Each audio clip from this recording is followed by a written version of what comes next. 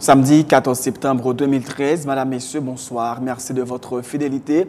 Bienvenue dans ce nouveau numéro de Pulsation Week-end. À la une de l'actualité, le commissaire du gouvernement des Cayes, Jean-Marie Salomon, a été mis en disponibilité pour avoir agi de manière fantaisiste en procédant à l'arrestation de l'homme d'affaires Daniel Evinx, accusé d'être impliqué dans le trafic de drogue.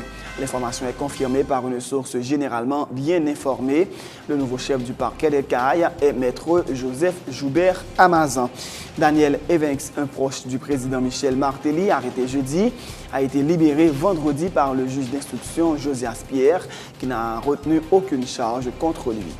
À l'initiative du collectif pour libérer Haïti, des centaines de personnes ont gagné les rues ce samedi au Cap-Haïtien pour dénoncer les dérives du pouvoir en place et réclamer notamment la libération des frères Josué et Enol Florestal, considérés par l'opposition comme des prisonniers politiques. Une délégation du mouvement patriotique de l'opposition démocratique avait fait le déplacement dans la deuxième ville du pays pour participer à la manifestation qui s'est déroulée sans incident. L'Union européenne s'engage à verser à Haïti 532 millions d'euros, 112 millions provenant du 10e Fonds de développement européen et 420 millions du 11e versement. Ces fonds doivent être utilisés notamment à titre d'appui budgétaire. Dans l'actualité internationale, les rebelles syriens rejettent l'accord russo-américain sur un démantèlement de l'arsenal chimique du régime de Bachar al-Assad. Ils disent avoir des informations que le président syrien avait commencé à transférer ses armes chimiques au Liban et en Irak. L'accord salué par les capitales européennes fixe clairement des échéances. Damas a une semaine pour présenter une liste de ses armes chimiques et celles-ci doivent être enlevées et détruites d'ici la fin du premier semestre 2014. Dans l'actualité sportive, Samir Lenné n'a pas réussi l'exploit de décrocher une médaille aux Jeux de la francophonie à Nice. Le triple sauteur haïtien a terminé 5e avec un saut de 16,43 m. Madame, Messieurs, restez branchés pour le développement de ces titres et de bien d'autres.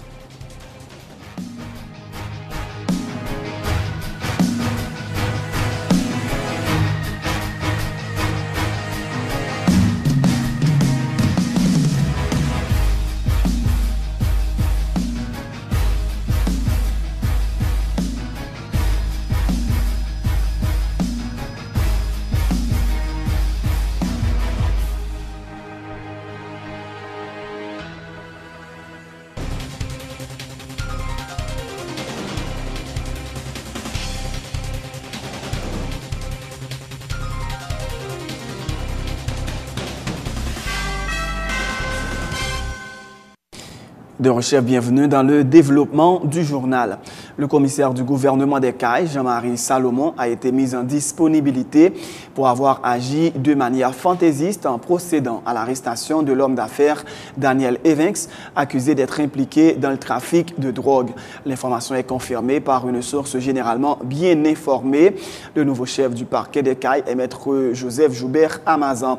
Daniel Evinx, un proche du président Michel Martelly, arrêté jeudi, a été libéré vendredi par le juge d'instruction Josias Pierre qui n'a retenu aucune charge contre lui. Daniel Evinx, propriétaire de Dance Creek Hotel, avait affirmé avoir lui-même appelé la police après avoir trouvé en mer 23 paquets d'une substance qui s'apparente à de la marijuana, 55,7 kg de marijuana selon le porte-parole de la PNH. Vendredi, Gary Desrosiers avait dit ne pas comprendre les raisons avancées par le chef du parquet des Cayes pour procéder à l'arrestation de l'homme d'affaires qui, pour la police, a apporté sa contribution dans la lutte contre le trafic illicite de stupéfiants en appelant les agents du BLTS après avoir découvert la drogue.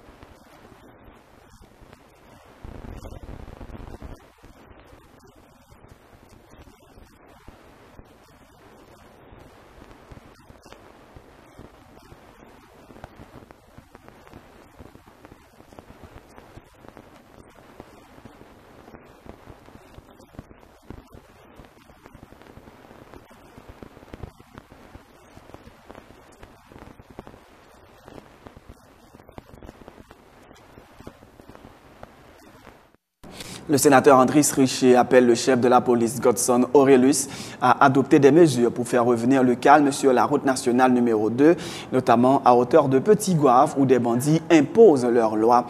Des automobilistes sont régulièrement attaqués dans la zone. Vendredi, une équipe de Scoop FM dont le PDG, Gary Pierre-Paul Charles, a été victime. Le désordre qui est en train de régner dans le pays aujourd'hui, vous n'êtes pas sans savoir que depuis quelque temps, il y a un désordre qui a fait dans le pays là, surtout aux côtés de Tigouave, que Mounio a barré Routio, il a tiré sous le monde, etc. Et malheureusement, le pouvoir a été alerté. Monsieur Godson Aurelius, qui est le chef de la police, a été alerté.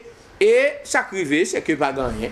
Pendant que le ministre là, et toute équipe là, pas gagné qui fait dans la zone pour aider la population. Matin, là, il y a des gens qui ont été dévalisés. Et actuellement, là, il y a une bonne machine qui a sorti au CAE qui est encore bloquée dans la zone en bas. Donc, je veux dire que jeudi, là, on veut savoir ce qui se passe. Est-ce qu'il y a un aviateur à bord ou bien est-ce que pas gagné? C'est ça le problème dans jeudi allié pour nous connaître qui bon nous aller. Parce que c'est des petits défauts qu'on a développés dans le pays, à travers le pays. Et tout le bagage, ça fait que nous ne pouvons pas comprendre qui bon nous aller dans le pays.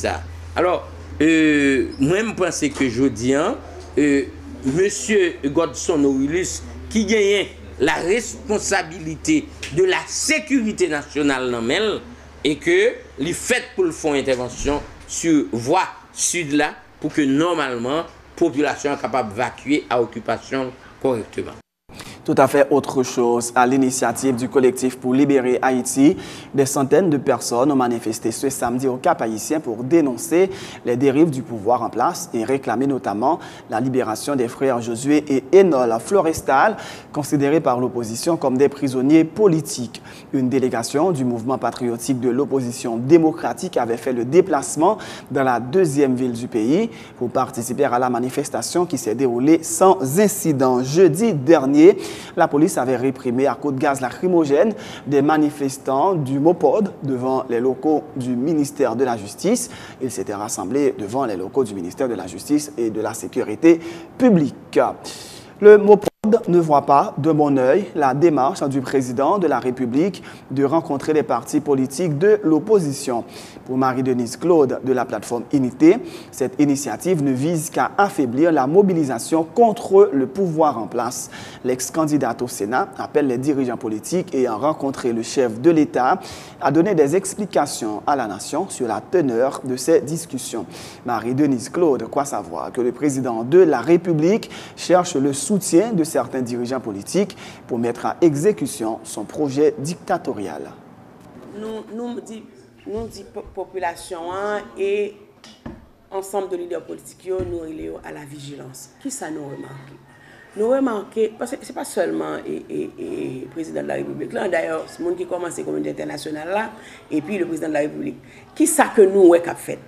C'est une manœuvre à la démobilisation. C'est une manœuvre pour créer parmi nous des suspicions et mettre discrédit sur le monde dans l'opposition. Nous-mêmes, nous croyons dans la maturité politique, leader politique, que le président a débarqué la caillou. Pour que son président, moi je connais peuple haïtien, son peuple qui est civilisé, il apprend nous, l'homme vient la caillou, il faut recevoir bien. Moi-même, demain matin, pendant que nous chita là, si le président débarque là, revendication de la population, on a dit le messalier. On a dit nous croyons dans la Constitution, dérive la fait que ça fait 2 ans qu'on a demandé pour stopper, il arrive au niveau aujourd'hui, il presque non étape de non-retour. Et que nous pas qu'à un pays pour nous permettre que le pays c'est dans niveau ça qu'elle descende. Le pays d'Haïti pas jamais arrivé aussi bas de toute son histoire. Jodi a déjà le fait que nous, les présidents, là, nous respectons le droit peuple haïtien pour choisir mon c'est déjà un peu trop. Et puis lui-même, il n'a pas fait rien pour lui monter dans la crédibilité. C'est descendre, en ça, l'a fait pays, l'a descendu dans le bas fond. Donc, nous disons non. Mais ça ne veut pas dire que s'il passe là, nous allons dire dehors. Non, nous sommes des civilisés.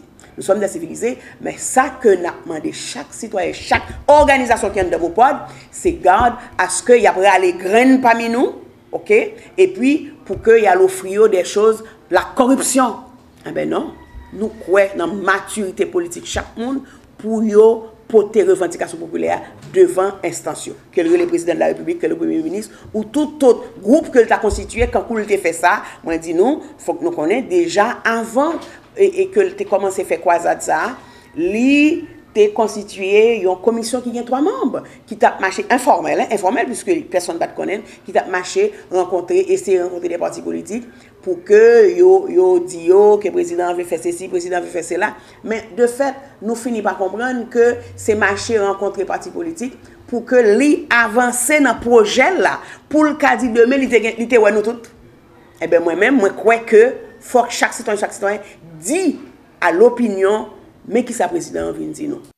Autre point de l'actualité, l'Union européenne s'engage à verser à Haïti 532 millions d'euros, 112 millions provenant du 10e Fonds de développement européen, FED, et 420 millions du 11e versement. Ces fonds doivent être utilisés notamment à titre d'appui budgétaire. Décision adoptée lors d'une rencontre en Belgique entre le Premier ministre Laurent Lamotte et le commissaire européen au développement, Andris Spielberg. Ce dernier dit souhaiter que ces accords soient paraphés dans le plus bref délai en vue d'affecter les 112 millions sous forme d'appui budgétaire sur les projets retenus par le gouvernement en marge de la 68e Assemblée générale des Nations unies à New York, prévue fin septembre, indique un communiqué de la Commission européenne soulignant que le Premier ministre haïtien s'est engagé à mettre en place les mécanismes nécessaires pour une utilisation rationnelle et efficace de ces fonds. Le Conseil national des télécommunications, Conatel et la NATCOM ont lancé cette semaine le programme Scolaritech qui vise à doter les lycées et écoles publiques du pays de salles d'informatique d'une vingtaine d'ordinateurs avec un accès gratuit à Internet. Plus de 2000 ordinateurs ont déjà été collectés par le Conatel auprès de ses partenaires étrangers, fait savoir le directeur général de l'institution Jean-Marie Guillaume. Il soutient que ce projet permettra aux élèves haïtiens d'être plus performants et compétitif, rappelant que l'éducation est davantage orientée vers l'utilisation des nouvelles technologies. Comme nous connaissons, l'éducation a venu de plus en plus orientée vers l'utilisation des outils technologiques et malheureusement, en pile l'école à travers le pays, nous connaissons que y a une carence d'outils technologiques qui pour permettre que les élèves soient mieux performants, qui pour permettre que les élèves soient plus compétitifs par rapport à l'autre élève qui la région que nous vivons. C'est ainsi que une priorité c'était pour nous qui gens que nous capables d'équiper élèves surtout dans l'école publique à travers le pays d'outils informatiques de manière que les élèves là en fait élèves là li commencer dans l'école primaire pour au moins li commencer habituel avec utilisation d'outils informatiques ça. C'est ainsi que le Conatel et en pile discussion avec des sources que nous avons, surtout à l'étranger, nous arrivons à collecter 2000 ordinateurs. Nous sommes capables de remercier NATCOM en pile pour support et accepter pour toute l'école que nous prenons déployer computer pour y bailler Internet. Donc l'école non seulement y a recevoir ordinateur mais cependant mais également il y a recevoir il y a gagné internet gratis que Natcom pral bail pour supporter programme ça. Nous pral déployer computer ça avec un système opérationnel que relève Linux. Et Linux là c'est pas un système différent de Windows parce que nous tous nous connaissons Windows mais Linux là il bon pratiquement même possibilité avec Windows mais avantage que Linux gagne c'est que il est moins susceptible à virus et il est plus efficace, il est plus rapide. Donc au niveau d'éducation scolaire, c'est le meilleur système qui gagne pour utiliser. Élève qui utilise ce système là, il n'est pas capable de voir la différence entre Windows avec Linux, mais cependant pour l'école là et pour le programme là lui-même Linux là offre beaucoup plus de stabilité et d'ailleurs tout ordinateur ça yo vini avec des logiciels de base.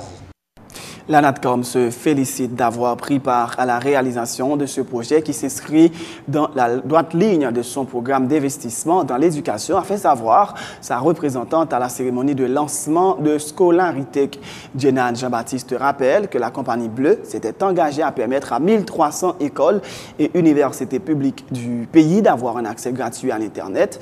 Actuellement, plus de 350 écoles et 19 universités en bénéficient, a-t-elle souligné. Monsieur le directeur général, la NATCOM vous dit par mon organe merci de l'avoir associé et vous confirme sa collaboration à la pleine réussite de ce projet qui vise à investir dans l'éducation au bénéfice et en direction de la jeunesse pour le développement futur du pays. La NATCOM embrasse ce projet parce qu'il est avant tout social et qu'il se situe dans le prolongement de ses propres engagements. En effet, la NATCOM a conclu un accord avec le gouvernement pour la fourniture de l'Internet à 1300 écoles et universités publiques du pays. Actuellement, plus de 350 écoles et 19 universités publiques jouissent de l'Internet gratuitement de la NATCOM. Monsieur le directeur général, vous avez sollicité notre intervention en faveur de 10 établissements scolaires publics situés dans le sud et le sud-est du pays. Nous sommes en mesure de vous informer que des études de faisabilité ont été effectuées et le déploiement terminé pour 6 lycées du sud-est et 1 du sud. Grâce à ce projet du Conatel, les lycées de Marigot, de Jacmel, de Caille-Jacmel, de Benay, de la vallée de Jacmel, de Côte-de-Fer, de Torbec sont reliés à l'Internet et rejoignent la liste des bénéficiaires de la politique sociale de la NATCOM. C'est la fin de ce journal. Merci de l'avoir suivi. Juste avant de vous quitter, voici le rappel des titres. Le commissaire du gouvernement des Cayes, Jean-Marie Salomon, a été mis en disponibilité pour avoir agi de manière fantaisiste en procédant à l'arrestation de l'homme d'affaires Daniel Evans, accusé d'être impliqué dans le trafic de drogue. L'information est confirmée par une source généralement bien informée. Le nouveau chef du parquet des Cayes est maître Joseph Joubert Amazan. Daniel Evans, un proche du président Michel Martelly, arrêté jeudi, a été libéré vendredi par le juge d'instruction Josias Pierre, qui n'a retenu aucune charge contre lui. À l'initiative du collectif pour libérer Haïti, des centaines de personnes ont gagné les rues ce samedi au Cap Haïtien pour dénoncer les dérives du pouvoir en place et réclamer notamment la libération des frères Josué et Enol Florestal, considérés par l'opposition comme des prisonniers politiques. Une délégation du mouvement patriotique de l'opposition démocratique avait fait le déplacement dans la deuxième ville du pays pour participer à la manifestation qui s'est déroulée sans incident. L'Union européenne s'engage à verser à Haïti 532 millions d'euros, 112 millions provenant du 10e Fonds de développement européen FED et 420 millions du 11e versement. Ces fonds doivent être utilisés notamment à titre d'appui budgétaire.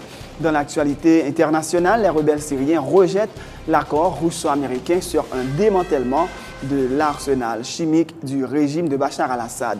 Ils disent avoir des informations que le président syrien avait commencé à transférer ses armes chimiques au Liban et en Irak. L'accord, salué par les capitales européennes, fixe clairement des échéances. Damas a une semaine pour présenter une liste de ses armes chimiques et celles-ci doivent être enlevées et détruites d'ici la fin du premier semestre 2014.